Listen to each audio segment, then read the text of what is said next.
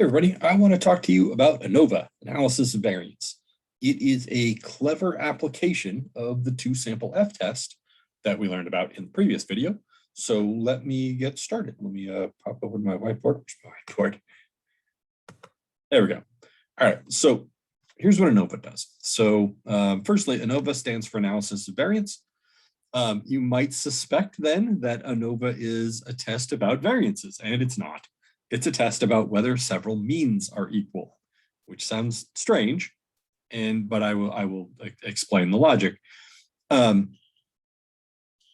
so it's also very sensitive to assumptions, which we will talk about quite a lot. But let me explain the logic first, and then we'll do an example, and we'll talk about the assumptions afterwards. So the logic goes like this. Let's say we have several different populations, and we want to see if they all have the same mean or not, that's all Anova does. All you can do is check to see if several means are the same or not. You can't tell from this test which ones are different, although I will show you a test that we can do afterwards to determine that. But like the way the test statistic is generated, all you can tell is, are these means all the same or not? Or are these population means all the same or not? So let's say we have several populations. We want to determine if they're all the same mean. So what we're going to do is we're going to take a sample from each of those populations, unsurprisingly. And so when we do that, we find the mean of each of those samples. We get x1 bar, x2 bar, up to xk bar. We've got k different populations here. So what we're going to do is we're going to find two different variances. One of them is the variance of this set right here, this set of means. And the other one is going to be this set right here. It's going to be the average variance of those samples. So we got two different sets. One of the sets is the various samples themselves, like the samples that we took from the populations. The other one is the set of means that we got from each of those samples. So the set of means is much smaller, by the way, than the set of the samples themselves, right? Each sample has, 10, 15, 20 things in it and one mean. So the set of means often only has like 3 or 4 things in it, whereas the set of the set of samples has quite a few things, 80, 90 things or whatever. So you get very different degrees of freedom in your two-sample F-test that we're going to modify for Anova, which I'll explain in a little bit. So here's the idea. The average variance of the samples themselves, so that the big set, is a measure of how spread out we can expect the sample means to be. And I should say that we're not actually finding variances. We're finding something that's very similar to them. But just keep thinking of them as variances. It's so much easier than explaining what mean squares are, which is the thing we're actually using. We'll talk about that in a little bit, but it's basically variance anyway. So what we're finding is the variance of the sample means themselves, so how spread out the means are from each other. And you can be shown mathematically that they should be as spread out as the variance of the sets overall. Or they should be as spread out as the sets overall would be. So in other words, if it's the case that all the means are equal, then you would expect the variance of the means, variance of the sample means, would be equal to the variance of the samples, or the average variance of the samples themselves. So those are the two variances we're using. We're using the variance of the sample means. That's our numerator. It's always our numerator, by the way. Can't switch these around. And the average variance of the samples themselves. Like those are the two variances we're comparing. And if the means are much more spread out than we would expect, then we think that they're not all equal. That's the logic. So I will talk quite a bit about how this works. Oh, excuse me, I was supposed to be on this this page here. This is the thing I just said. So what I want to do is I want to jump into an example. Now, your calculator doesn't have the usual stats versus data option for Anova. It's just data. That's all you can do. So we are going to pull one out of the book because our Anovas are all from tables. So I want to do this example here. This is 13.3 in the book. It's in section 13.3. So, and we'll talk about the assumptions later, but for right now, all we want to do is just practice one so you can see how it goes. So 4 sororities took a random sample of sisters regarding their grade means, and those of you not familiar with the terms here, they're not actually sisters, they're sorority sisters, right? It's just girls in the sorority. Regarding their grade means for the past term. Who says grade means? GPA, that's the term you want there, book, GPA. Grade means for the past term. The results are shown in table 13.7. So these are GPAs. So each of these sororities took a sample of 5 of their people for some reason, instead of just including all of them. I don't know why, probably so we don't have to type in so much stuff. But what we're going to do is we're going to test to see if sorority 1's mean is equal to sorority 2's mean is equal to sorority 3's mean is equal to sorority 4's mean, right? That's the hypothesis test we're going to do. So I'm going to call them mu1, mu2, mu3, and mu4. So I'm going to go over to my whiteboard and write down my hypotheses. So my hypotheses go like this, and the hypotheses for Anova are always very simple. So the null hypothesis is always that all the means are equal. Mu1 equals mu2 equals mu3 equals mu4. The alternative hypothesis is not that. Now there's any number of combinations. Oh, that's terrible. Any number of combinations of things that could be unequal here. So we are not going to specify them all. We're just going to say in words, one or more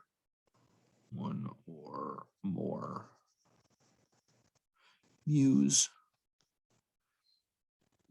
are different from the others.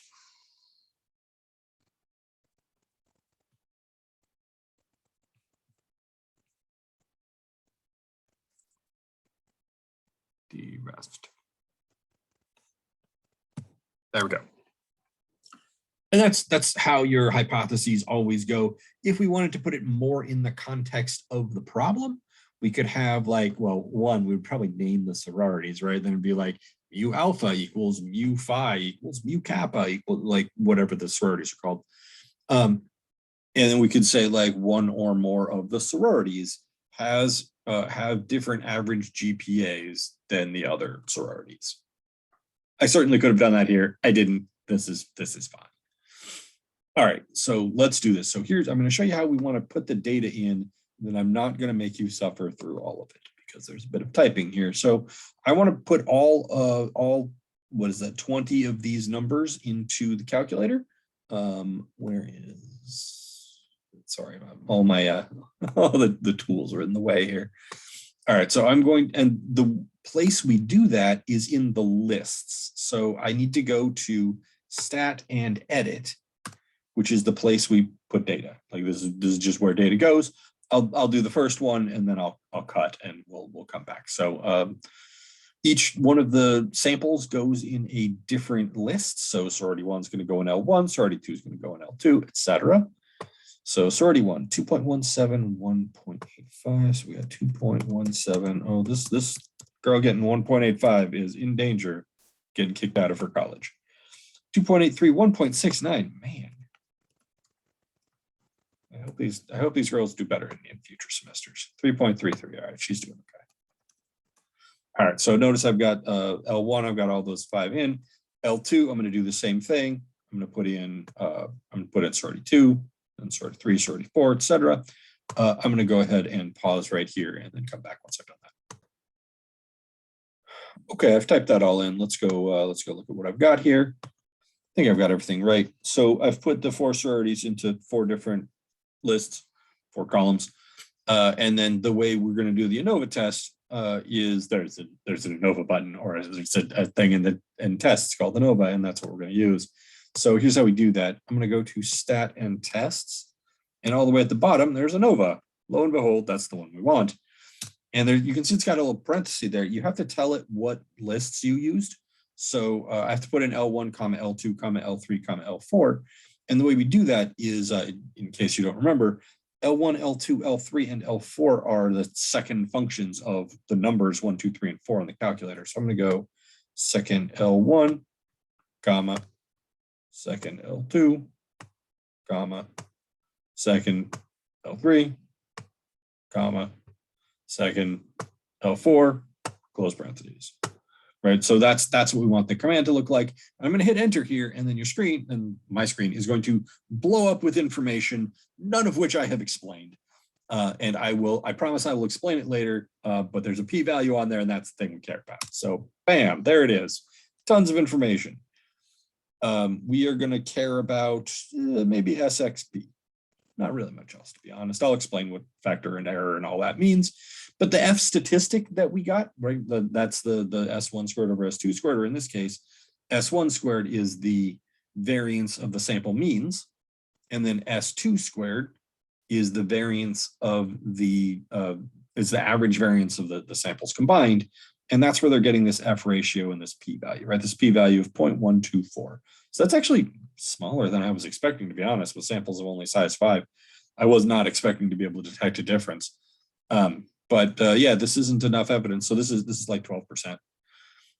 So this isn't enough evidence to reject our null hypothesis. I'm going to go ahead and write this all down on our whiteboard.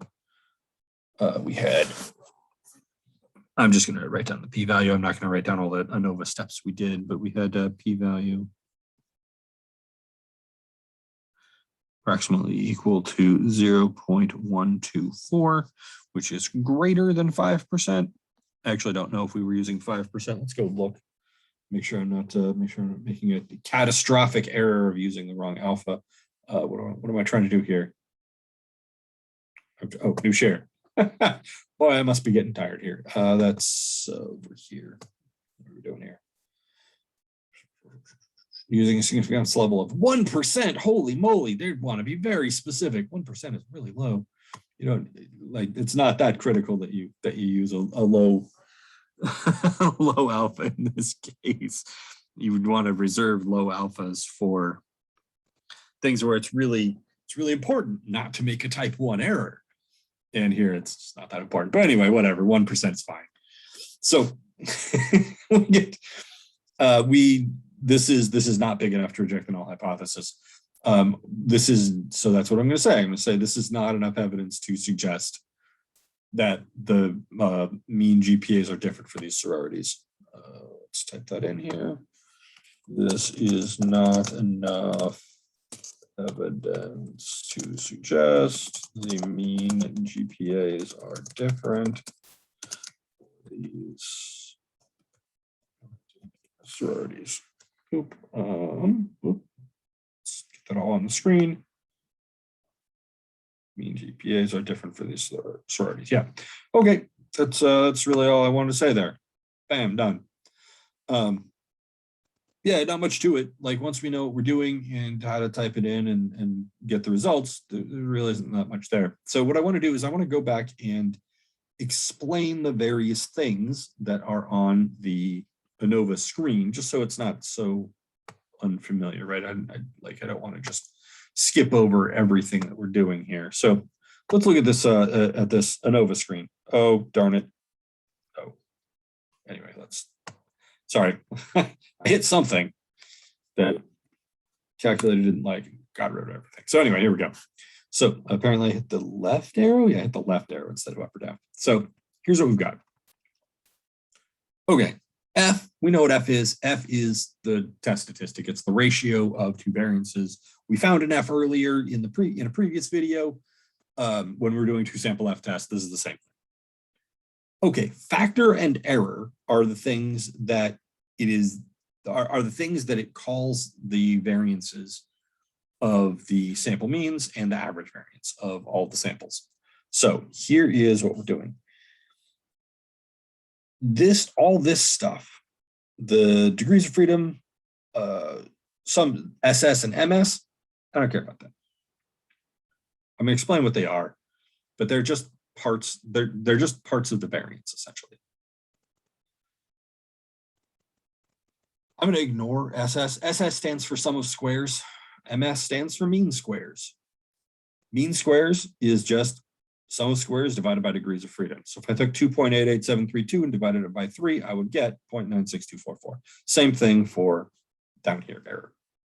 If I took 6.9044 and divided by 16, I would get 0.0431525.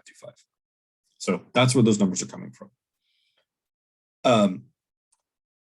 MS stands for mean squared, and variance is actually a kind of mean squared. I don't want to go into the whole details, but you can just think of MS here. MS factor is the variance of the sample means, and MS error is the average variance of the samples. They have fancy names for historical reasons. I don't care about any of that stuff. The one thing I do care about, though, is that we want to think of MS error as our estimate of the sample variance of all of the populations. And the reason we care about that, we'll see it later, but that's what this is. And so its square root is the estimate of the standard deviation of all the populations. And the calculator hopefully provides that, calls it SXP. That's this thing. So if I took the square root of MS error, that would give me SXP. So that's all the things that that you'll see in the Anova screen. The one thing you actually care about is the p-value.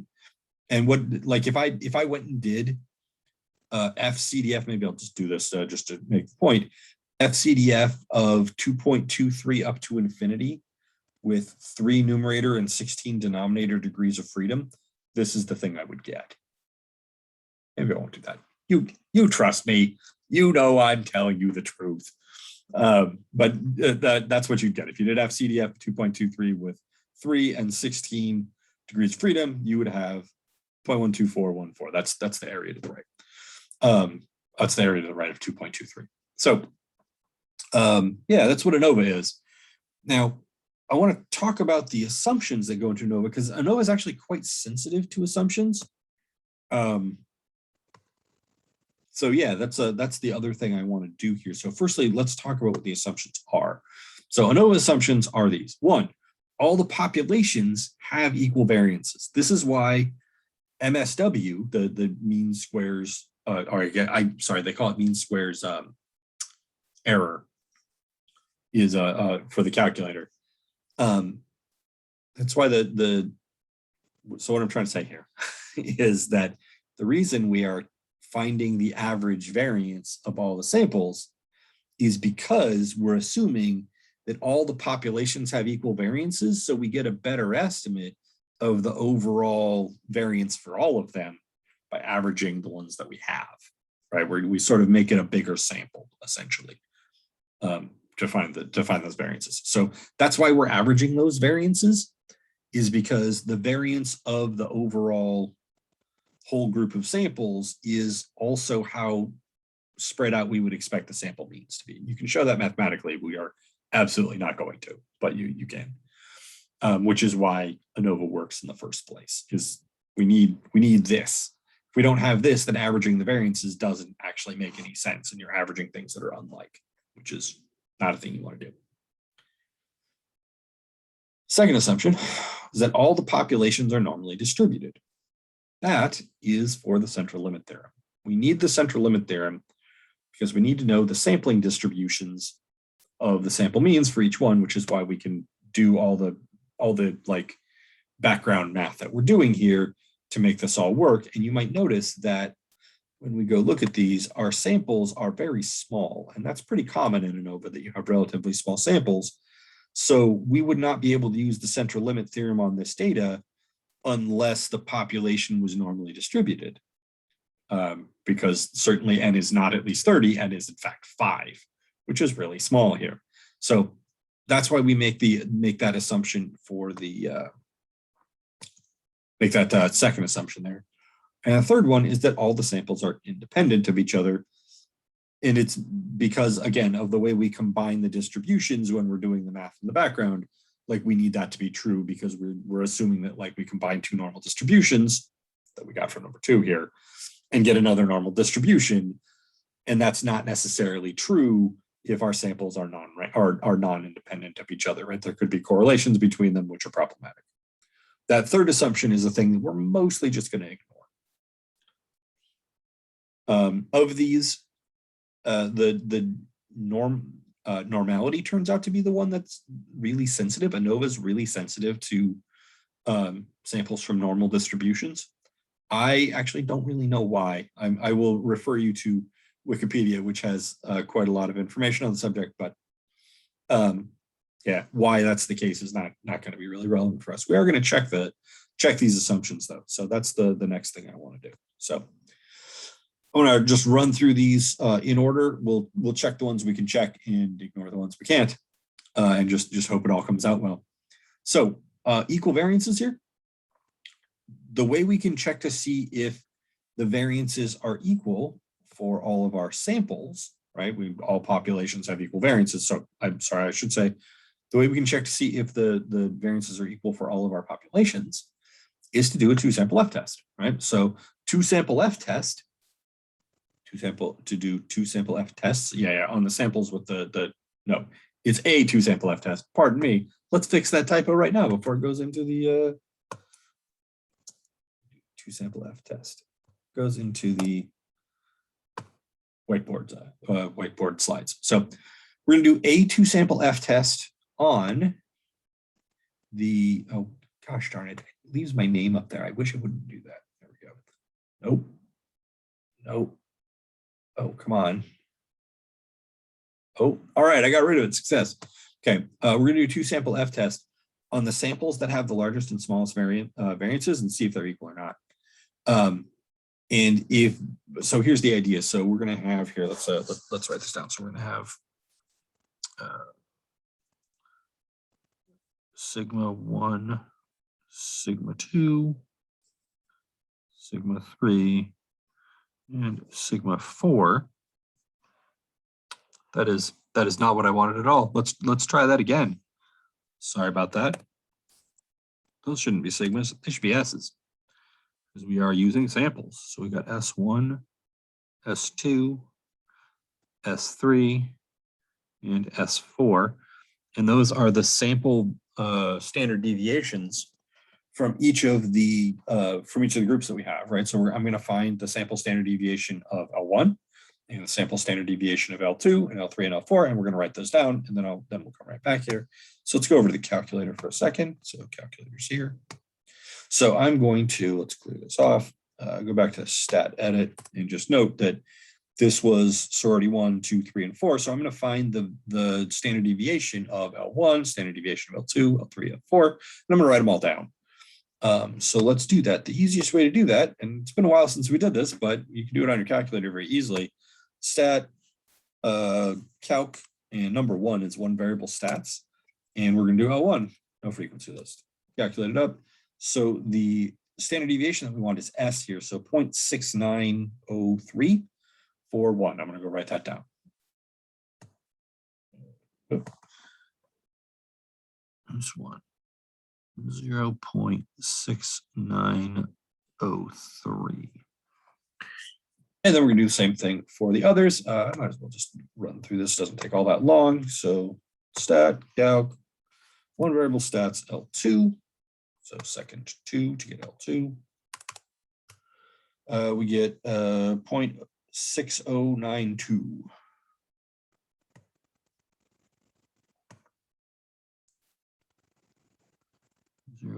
.6092. Back for S3. It's a good time to fast forward if you're already comfortable doing this. So stat, calc, one variable stats, L3, second 3. We get S of 0.7444.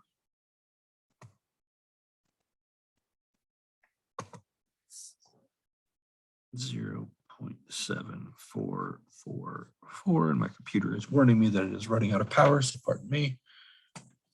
Plug that guy in. Okay, and then S4.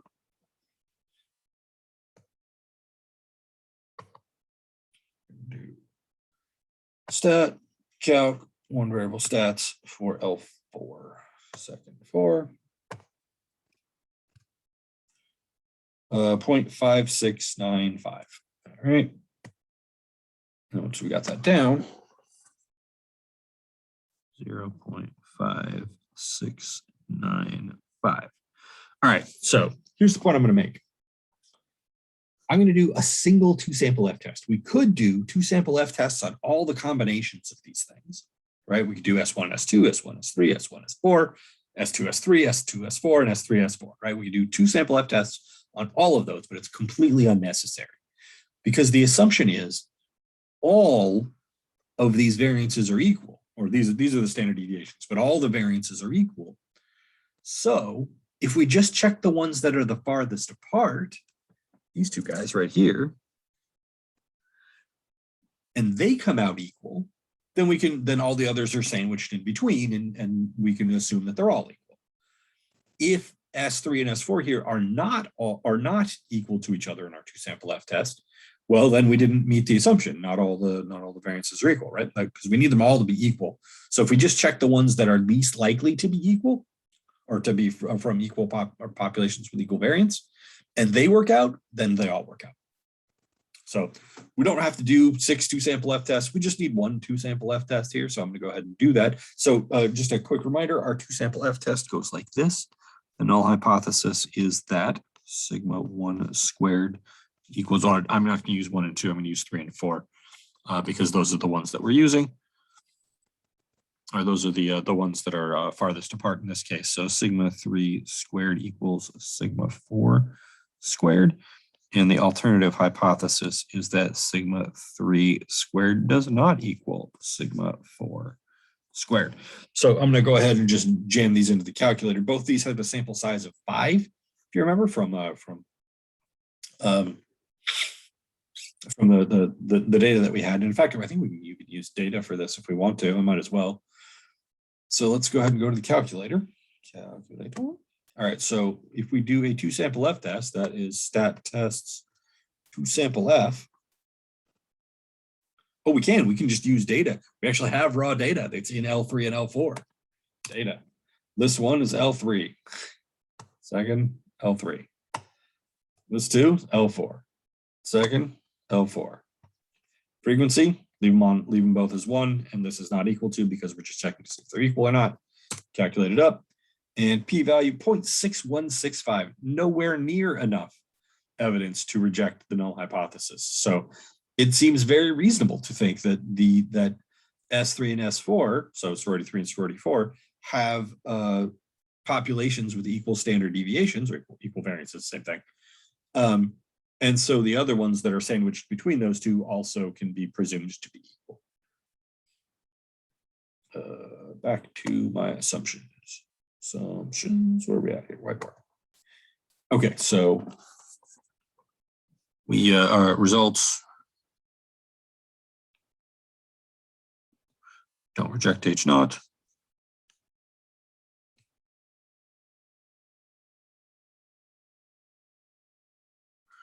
We can assume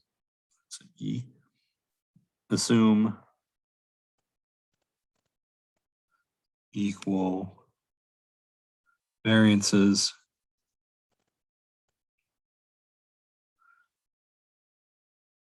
for all 4 sororities. Probably should have typed that, but I didn't. All right. So it's reasonable to think that all 4 sororities have equal variances. Now, I will say this. One of the reasons that we're making that assumption is that it was the null hypothesis. And so the null hypothesis is that they're equal, and our sample sizes are tiny, right? 5 girls from each sorority, not like 50 girls from each sorority. That's probably too many anyway, but you get what I'm saying. It's going to be very hard to reject the null hypothesis with such a small sample size. like almost regardless of how far apart these things are. And you can tell that by our huge p-value, right? Our gigantic 61.7% p-value, even though these two things are actually kind of far apart, right? Like this one's like 1 1/3 times that one, but that's not anywhere close to enough to reject the null hypothesis. So, and that's due to the very small sample sizes and the uncertainty that goes with those things. Anyway, from the data that we have, we're going to go ahead and assume that all sororities have equal variances, or all 4 sororities have equal variances here, because that's the evidence that we've got. So we want to check to see. So let's go quickly remind everybody, all populations are normally distributed. That's the other thing that we're going to check. I'll give you a preview of the all samples are independent. Right here, like this is pretty much up to the researcher. I have no idea if those samples are independent. I don't know how they gathered the data. We have no way of verifying. They didn't specify, so I don't know. So my answer to that is hopefully, yeah, I don't know, shrug. Like I think that's my answer is shrug. So we're going to ignore that. We're just going to assume that the researcher did a good job and everything is going to come out fine.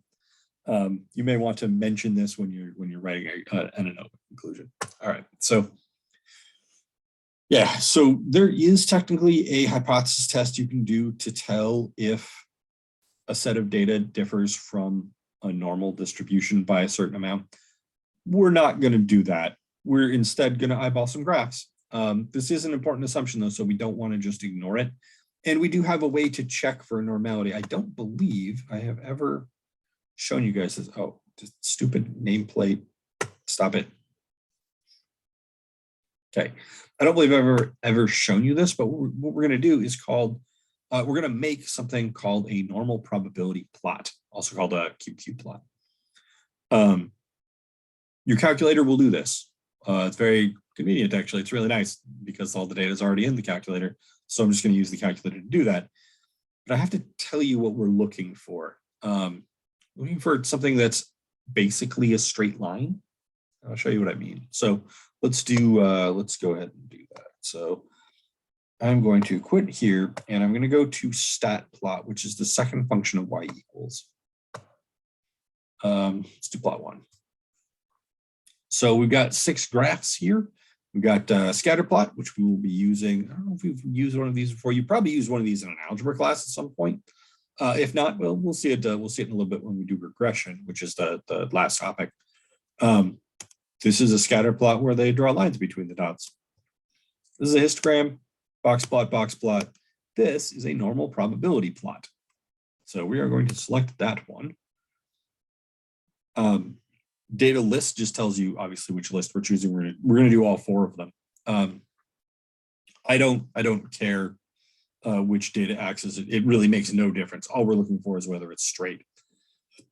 So that's all I'm going to do. I'm going to change plot 1 to be my normal probability plot. Actually, you know what? Let me back out of here for a second. Go back to stat plot.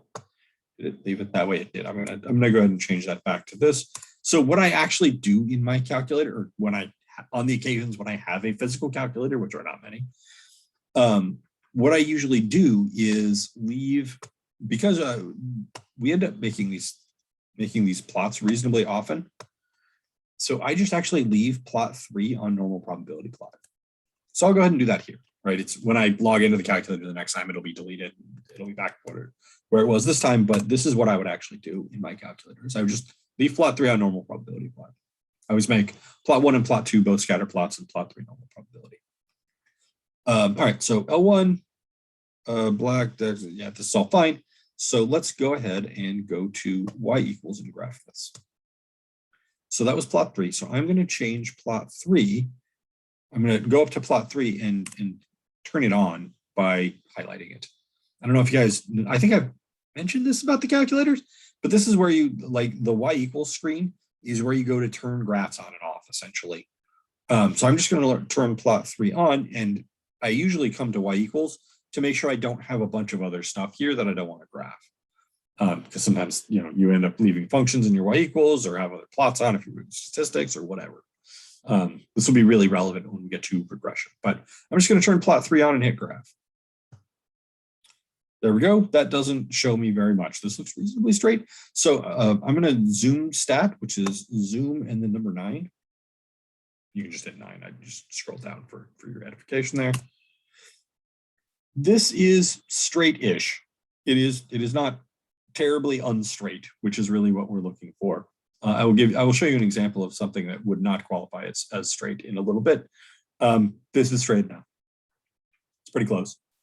And that's the way we're going to eyeball these. We're just going to look at them and say, yeah, that's reasonably a line. Like there's a line that's kind of close to that. And you really have to see a significant deviation from straight lineness to assume that it's not straight. All right, so I'm going to do that for the other 4. So stat plot L3, same thing, but this is going to be L2. See how this guy looks. All right, graph, zoom 9, zoom 9. This is less straight, right? We've got, I mean, these 4 are kind of straight, but this one's off by a little bit. I have minor concerns about this. Not terrible, but minor concerns. All right, let's see the others. Stat plot 3, data list is L3. Graph, and then we'll zoom stat, zoom 9. That's not very straight. This doesn't look great. This is a good example of not feeling this as straight. I don't feel good about the normality assumption here. Let's do L4. See what that guy looks like. Number 3. Data list L4. Oh, by the way, when you change something in your calculator, move off of the option before you hit graph. Sometimes there are some options, I don't remember which ones, but there are some that it will not accept until you have taken some other action. I don't know why, but I always move down or move back up or whatever before I hit graph. For that reason, there are not very many of those things, but they do exist. Zoom 9, so zoom 9. That's pretty straight.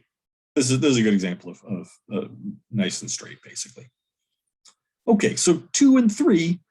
2, I had some minor concerns. 3, I had some major concerns about what straight looks like. So let me show you what straight very much does not look like. What I'm going to do is quit here and go to number 5 and just do this.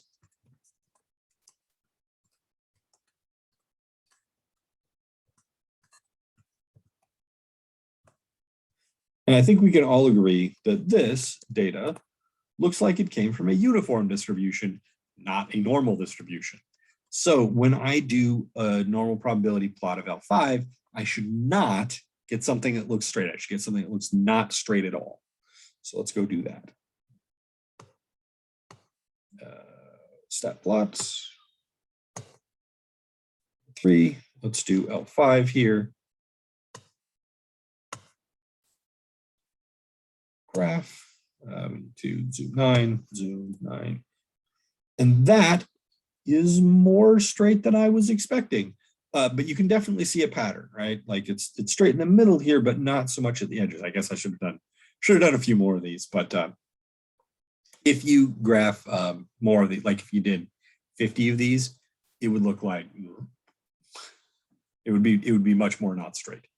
But I didn't want to type forever to do that. Anyway, this is not straight. The one for sorority 3 was also not straight enough. All right, so if I go down here, change this back to 3 so we can look at it. Graph, zoom 9. That doesn't look straight. That's not a straight line. Like that's. You can't even say that that's 2 different straight lines because like this one is only 2 points. This could be any shape. Who knows? So yeah, I have concerns about the normality assumption. I have minor concerns about the equal variances assumption. They're actually all pretty close to each other. But with such small sample sizes, it was always going to be very hard to reject the null hypothesis and think that they were not normally distributed or that the variances were not equal.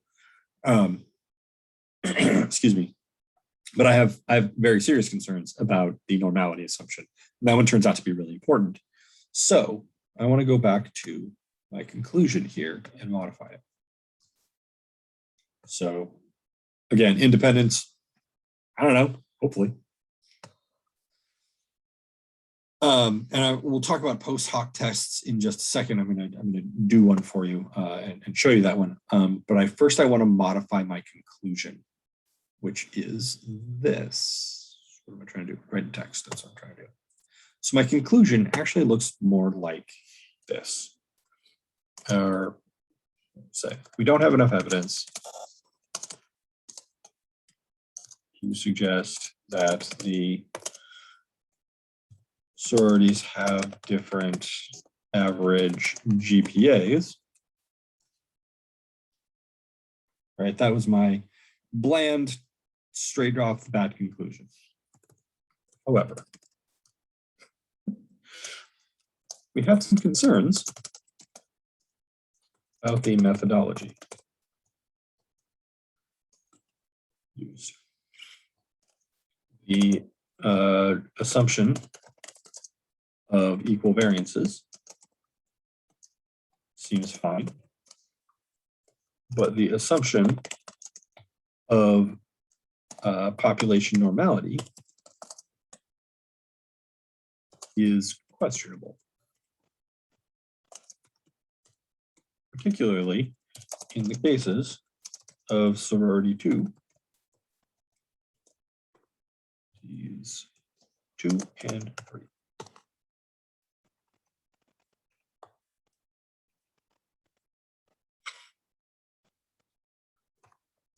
It is also the case that the sample sizes used are very small.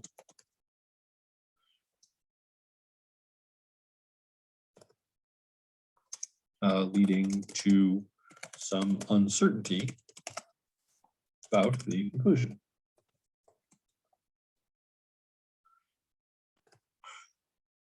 Therefore,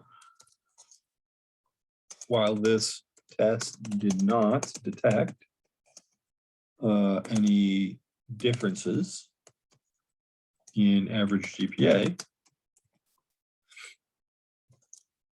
we cannot be confident of that conclusion. There we go. That is the conclusion. Because we didn't do a great job of satisfying the assumptions, right? Equal variances, sure, but those are very small sample sizes, so it was always going to be hard to know if those variances were equal or not, because, you know, a sample size of 5 from 2 different sororities is not necessarily enough information to tell us about the population variances, population GPA variance in those sororities, right? So it was always going to be very hard to reject the null there and think that the sororities had different variances. They were superficially pretty close though, so maybe it's okay. Normality though is really important in Anova, and I'm not convinced of normality, that the normality assumptions are all reasonable here. I will say this, from what I know of GPAs, I believe in most cases, GPAs are generally normally distributed with their lots of stuff around 2.5 or 3 or whatever. I don't know what the average is. And, you know, a few in the tails. But I'm not confident enough in that to just blow off the normal probability plots that we made and say, oh yeah, GPAs are normal, this is fine. I'm concerned. I'd like, if we care about this result, we should do another test. This is not super conclusive here, right? I'm not confident of this conclusion at all. And that's really what I want to say about an Anova conclusion.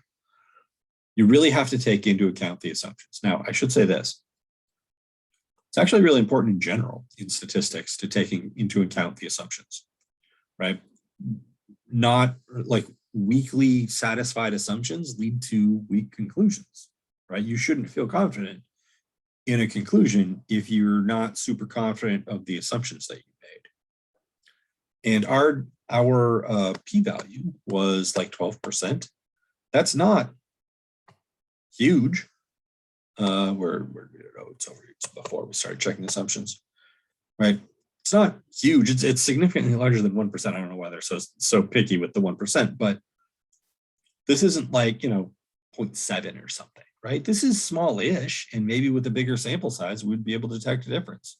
So I'm trying at the end of the semester here to introduce some nuance to your thinking about p-values and conclusions. The size of this thing matters a lot, right? We've just been concentrating on bigger than 5%, smaller than 5%. There's a huge difference between a p-value of 12% and a p-value of 70%. And there's a huge difference between 4% and like 1/1000th of a percent, right? If our p-value was much different than, say, the 1% here that we have here, we might be more confident in the conclusion, even if the assumptions were a little bit weaker. But there's always a trade-off there, right? Not trade-off exactly, but you can, if your p-value tells you to reject the null hypothesis, which ours didn't, but if it does, then, and it tells you that by a lot, right? You get 1.2 times 10 to the negative 10, right, for your p-value, then maybe you can violate an assumption a little bit one way or the other. If your p-value is 4% and your alpha was 5%, you really want to make sure that you hit those assumptions really well. Otherwise, you shouldn't be confident in rejecting the null hypothesis. Similarly, if we don't reject the null hypothesis, like we accept it essentially, with a p-value of 12%, that's still small-ish, right? A larger sample size might drive this down a bit, and causing us to maybe reject the null hypothesis. If we had a p-value of 70%, 80%, whatever, violating the assumptions probably doesn't change the conclusion. So have a little bit of nuance in your conclusion, right? Up till now, I've just said, write a conclusion that anybody can understand. And that's my first line. We don't have enough evidence to suggest the sororities have different average GPAs. That's true, right? I can't say that I think the sorority 1, 2, 3, and 4 have different average GPAs because this isn't enough evidence. Now, it's not enough evidence for a couple of reasons. One, the samples are very small. And two, they're not different enough to suggest different GPAs.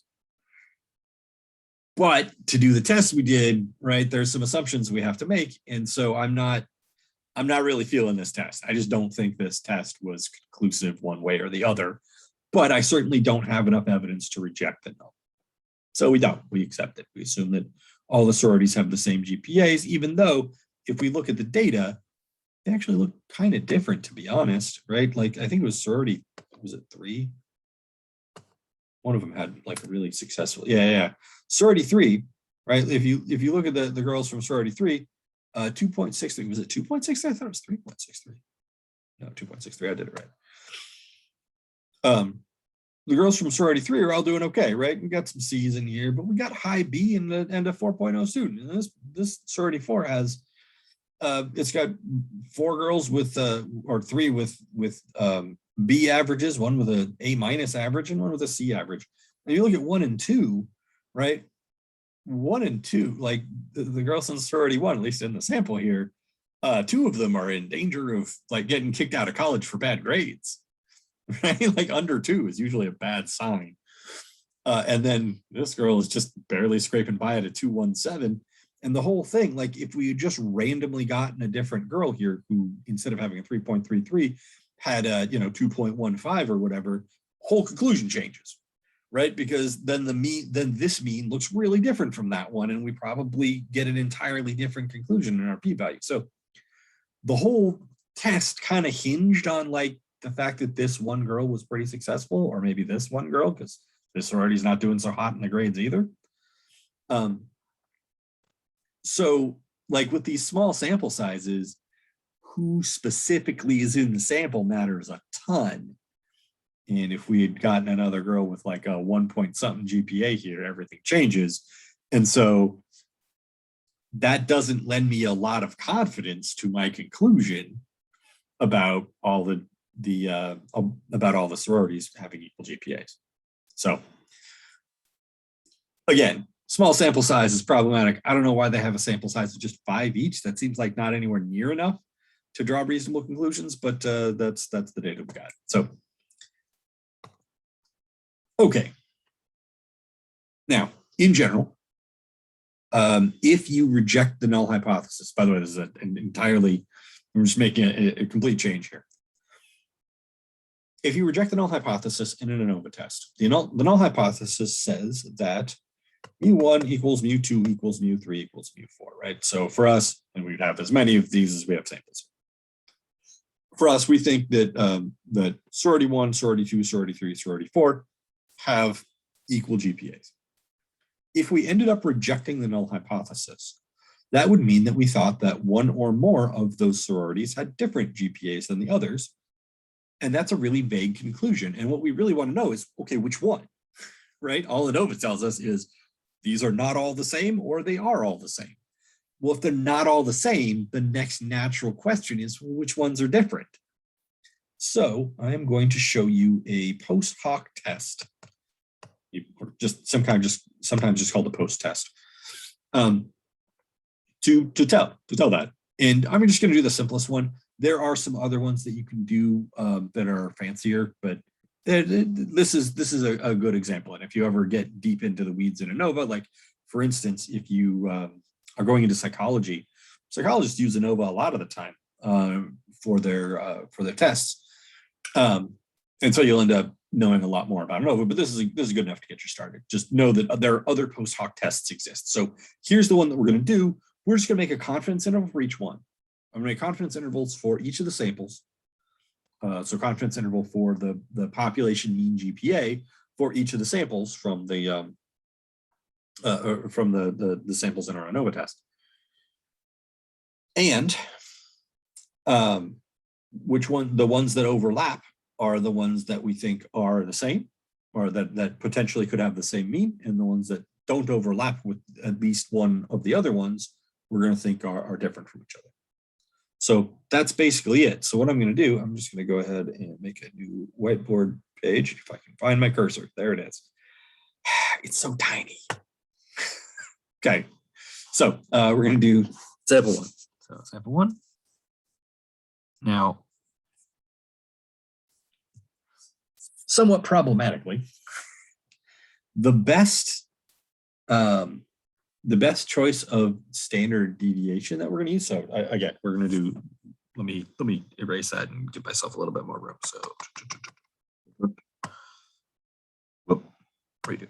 Okay, so we're going to have so sample 1, 1, 2, 3, 4. We'll come in and write these in later. But just remember that what we're going to do is X bar plus or minus T critical value times S over root N. We're going to do that for each of the groups. Now, each of our groups had an N of 5, so the T critical value is going to be calculated off 4 degrees of freedom. And the S that we want to use is not just the S for each of the samples. Remember that one of our assumptions is that all the populations have equal variances, and we're at least somewhat happy with that with that assumption here. So what we can do is use MSW as our, or I'm sorry, your calculator calls it MS error, as our estimate of the common population variance, and then the square root of that your calculator calls SXP is the is the standard deviation that we're going to use. That's the S. So what we're going to do here is this S is actually SXP. It's P. The N is N sub I. Now, you might say, well, what the heck does that mean? That's just a subscript indicating that it's a different N for each group. However, all the N's were the same in our case. It's going to be 5 every time, but if we had a different sample size for each group, we would use that. Oh. Pardon me. I apologize. That's not right. the n that we're going to use here is the total sample size. So this is, because that's from the SXP. So this right here is going to be 20 in our case. This is from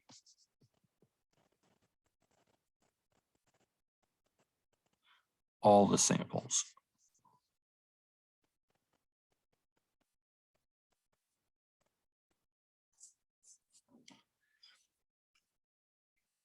Because that's, so I know this is a little bit technical, but what we're doing is we're effectively pooling our standard deviation. And so we've got,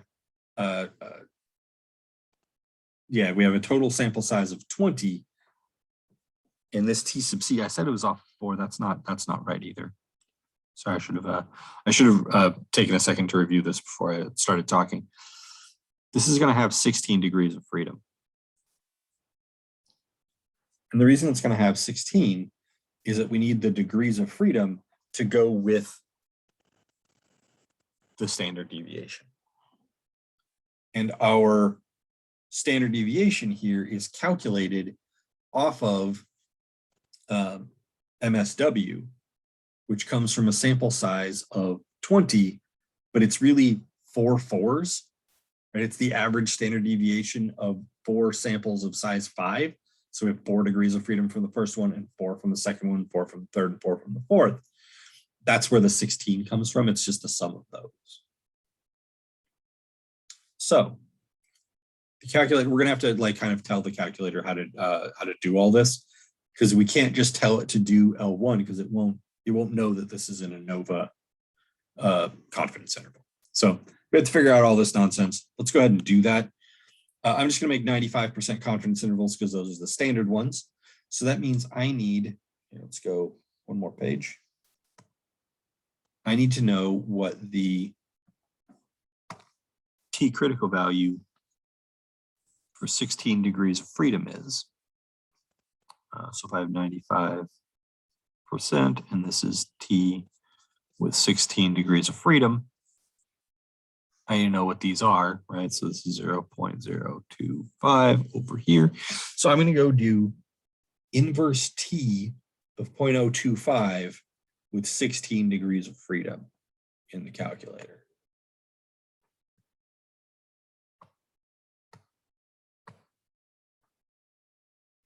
Inverse T of 0.025, 16 degrees of freedom in the calculator. And we get 2.12, let's say, 2.120. All right, let's go here. Say that T critical value, well, this will be pink, or actually I want it to be blue. So we're going to say that DC equals 2.12. SXP, the calculator gives us. Oh, and by the way, you can find the 16 degrees of freedom on the Anova page. It's the degrees of freedom for the denominator. Let's go look at that. Let's go run the Anova a little bit. Can we go back up here?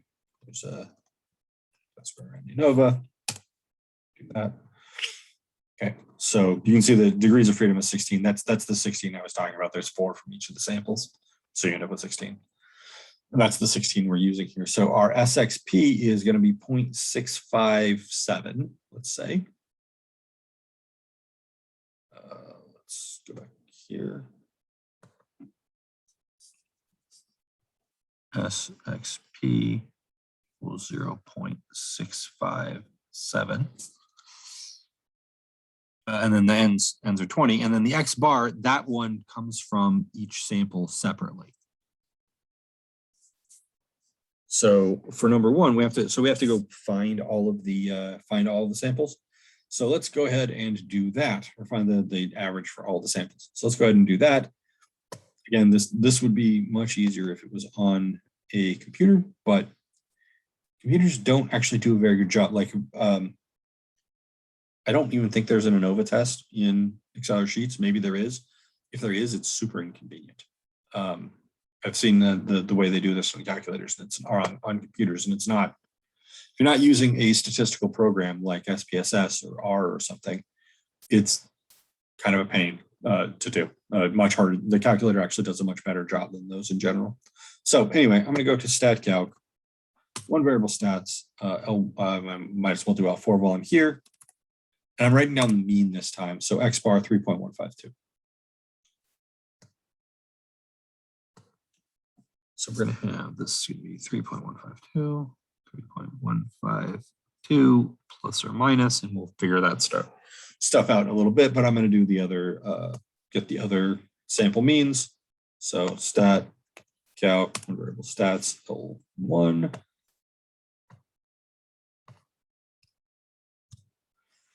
2.374.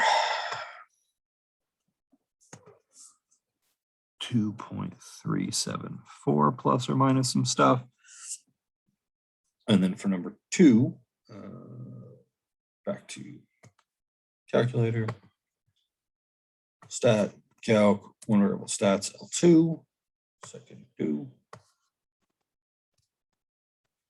2.344.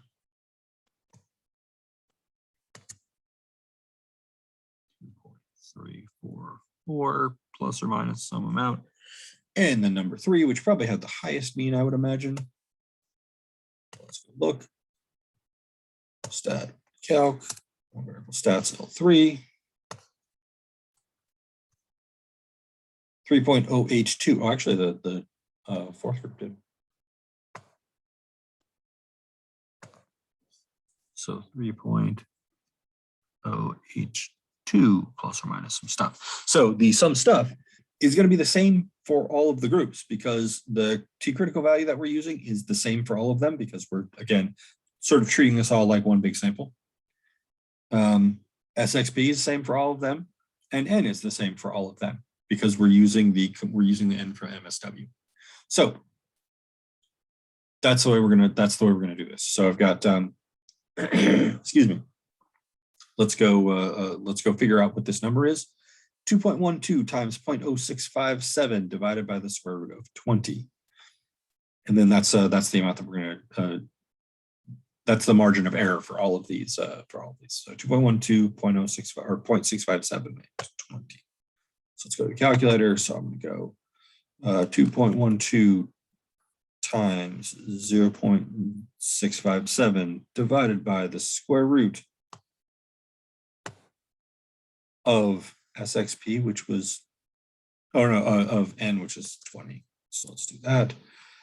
0.311 is the amount that we're going to be, that's our margin of error for all of these intervals. So minus 0.311.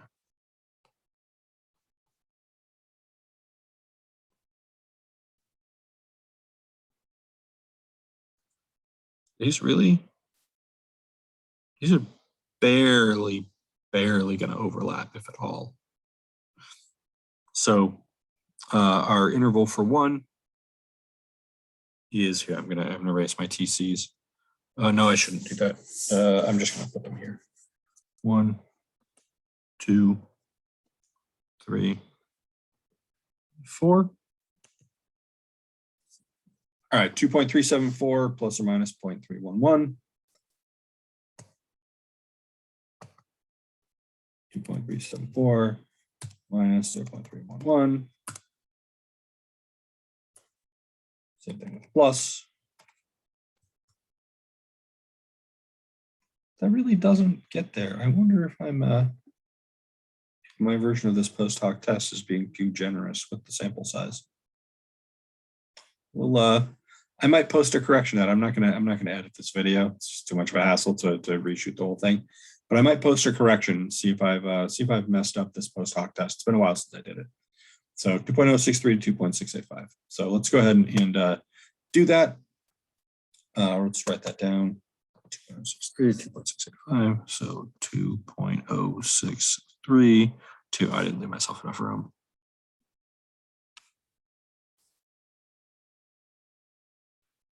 $2.685 2, it's going to have to go there, 3 and 4. I'm going to go ahead and pause the video, go ahead and make those, and then come right on back when I'm done.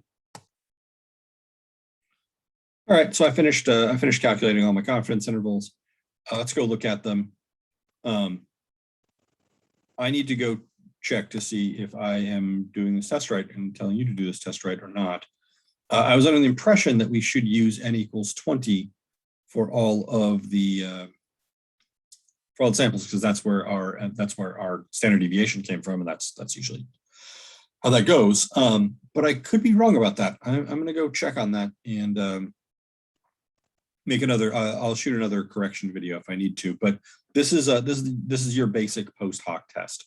So you might notice that. So what we're going to do in this post hoc test is look to see whether all of the intervals overlap with each other. So we take the lowest one and the highest one. So the lowest one is number 2 here, and the highest one is number 4, and they don't overlap, which would make me think that we would want to reject the null hypothesis, right? That sorority 2 and sorority 4 don't seem to have the same mean GPA. However, I think I might be, like I was saying, I think maybe we should be using 5 here and calculating this with 4 degrees of freedom. I know the SXP thing as the square root of MSW is the thing to do. I might be messing this up. I'll make another video if I am. But what we're doing is we're looking to see where these overlap. See whether these overlap. And if any 2 of them don't overlap, that should tell you which population means we think are different from each other. So there's your basic post hoc test.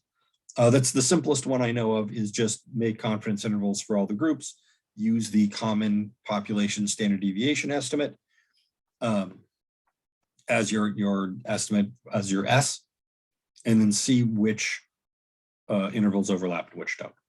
Okay, this video has gone on long enough, and I think I've covered enough of Anova that I'm happy with the introduction. So let me just basically sum up. All right, so Anova is a test to see whether several population means are equal or not. That's what it's for.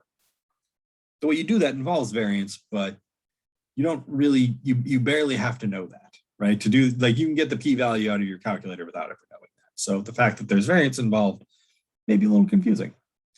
But that's what you're doing. Your null hypothesis always looks like this.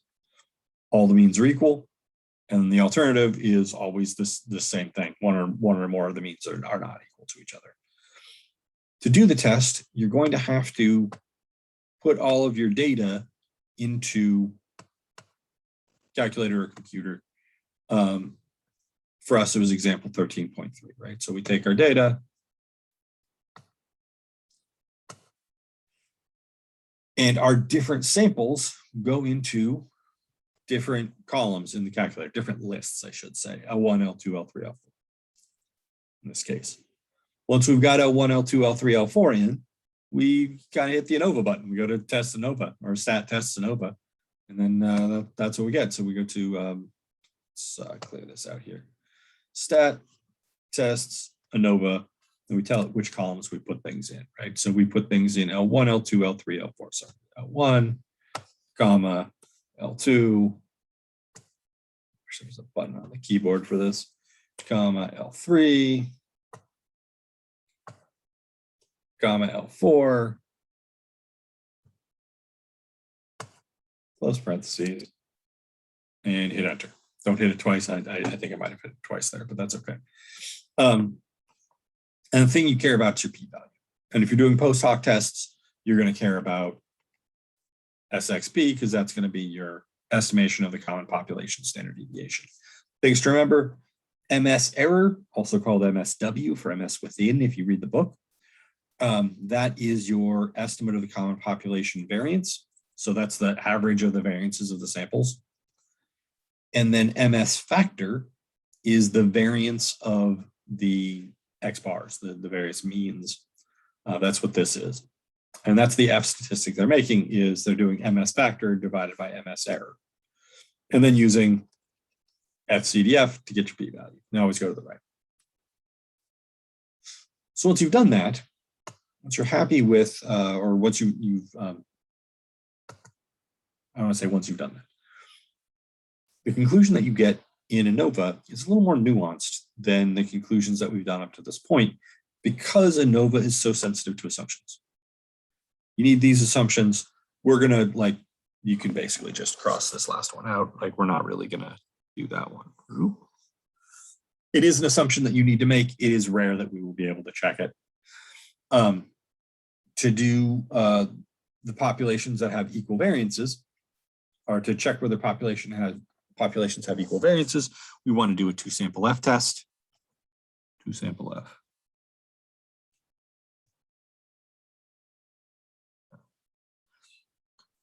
And if we're checking to see if all the populations are normally distributed, we want to make a normal probability plot.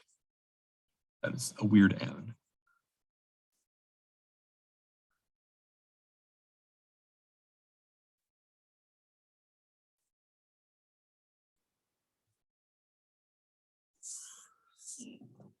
And again, if you want to see how to do that, I'm not going to go over it all again, but that's what you want to do. Check your assumptions. It's very important to check your assumptions in Anova. I will ask you to do that on the test. And if you're wondering what kind of Anova question I'm going to have on the test, I'm going to give you an Anova to do, and then I'm going to say, check all the relevant assumptions and write a nuanced conclusion, essentially. Right? And then maybe I'll ask you to do post-hoc test. We'll see. And then that's kind of it. Now, the post-hoc tests, I need to come back to you on this, probably with another video. But the S that you're using is for sure SXP.